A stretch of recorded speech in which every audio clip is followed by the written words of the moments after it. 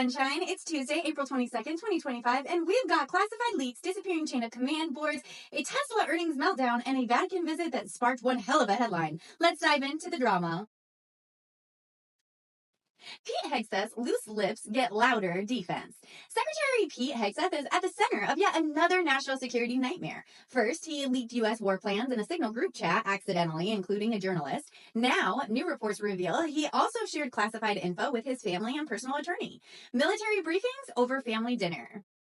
According to Rep. Don Bacon, who's now calling for a full investigation, this behavior isn't just reckless, it's criminal. But knowing Pete, he probably thought it was just casual family bonding, or maybe he was drunk again. I mean, have you seen his Fox News segments?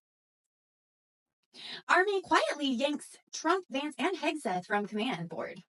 In a move that raised more eyebrows than a Botox convention, the U.S. Army has removed framed photos of Donald Trump, JD Vance, and Pete Hegseth from the chain of command display board at Fort Liberty. No official explanation was given, but the timing, impeccable. Just days after Hegseth leaked Vance's Vatican visit and Trump's escalating attacks on military independence. One soldier reportedly said, "It's like we're back in a civics class, but with landmines." Economy teetering. Experts sound the alarm. One policy expert compared the U.S. economy to Humpty Dumpty, cracked, fragile, and unlikely to be put back together anytime soon. Between rising inflation, unpredictable tariffs, and market whiplash, financial strategists are bracing for a downturn that could rival 2008. Federal Reserve insiders say behind closed doors they're running Code Orange simulations, and yet the White House insists the fundamentals are strong, so excellent. Tesla's Code Red earnings report.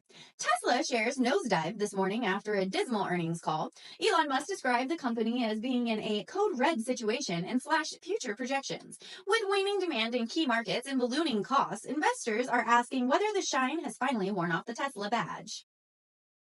Analysts are warning this might be Musk's biggest fiscal faceplant yet, and with Elon running a government department now, let's just say Wall Street isn't thrilled to have its portfolio tied to a SpaceX rocket and a prayer. Markets in mayhem. Gold soars, dollar dips. The financial markets are reacting to President Trump's aggressive tariffs policies and public criticism of Federal Reserve Chair Jerome Powell. The U.S. dollar has plunged to a 3-year low, prompting investors to flee to safe haven assets such as gold, which has surged to a record $3,500 per ounce. Analysts fear that continued political interference could trigger a profound loss of trust in the dollar and even a historic crash in U.S. equities. The situation has led to capital flowing into European markets and German bonds, with the yields gap between U.S. Treasury and bonds widening significantly. Scholars sound the sirens on authoritarian drift. Over 700 political scientists, historians, and democracy scholars have signed onto a joint statement warning that the United States is slipping fast into authoritarian territory. Their alarm bells: the erosion of judicial independence, the gutting of civil service protections, and the unprecedented consolidation of executive power. And yes, they're naming names. Trump's ongoing efforts to defund watchdog agencies, appoint loyalists to formerly nonpartisan posts, and criminalize dissent are all cited as classic warning signs. One Georgetown professor put it bluntly: "We're watching the playbook unfold in real time, and it looks a lot more Hungary or Turkey than it does America." The scholars say this isn't about partisan politics, it's about foundational democratic norms. From threatening to jail educators to purging federal oversight boards, the tactics aren't subtle. They're strategic, and they're working. Now, whether voters see it as patriotic reform or power grab 101, that's the $24 trillion question. Protesters push back. From streets to city halls, while scholars warn of authoritarian drift, the people are not exactly sitting quietly. The nationwide protest movement, sparked by concerns over immigration crackdowns, education restrictions, and Trump's sweeping executive orders, is gaining serious traction. From major metros to small towns, organizers are staging coordinated civic defense actions that range from sit-ins at local government buildings to large-scale marches outside military recruitment centers and federal courthouses. One standout moment: protesters in Austin spelled out Constitution in human formation on the Capitol lawn, complete with a red underline beneath the First Amendment. We love a dramatic visual. In New York City, demonstrators launched a campaign called Back to the Books, where teachers handed out banned books for free outside Trump-branded buildings. The movement is quickly becoming decentralized, with young people, educators, union leaders, and even veterans joining forces.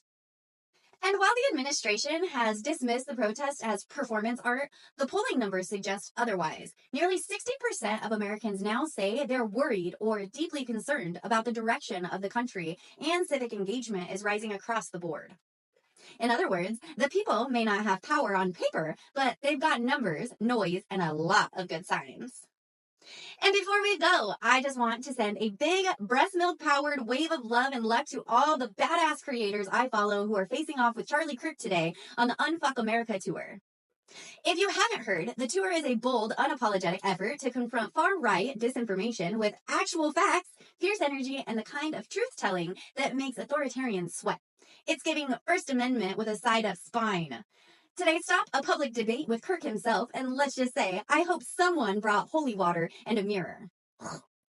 To the brave soul stepping up to the mic, I wish I could be there with you. But alas, I am spiritually present while physically tethered to my twin boys who treat me like a 24-hour milk bar. Still, know this, I'm cheering you on from my lactation lair with a burp cloth in one hand and a middle finger raised in your honor with the other.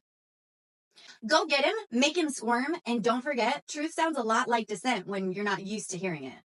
And that's your Tuesday rundown, sweetheart. We'll be keeping an eye on these stories all day, just in case Pete Hegseth leaks a few more before brunch. If you love your news smart, sharp, and a little bit spicy, don't forget to like, follow, and share. The Sass Machine will be back tomorrow, assuming JD Vance doesn't pay me a visit first. Let's take on the day. You've got this. See you tomorrow.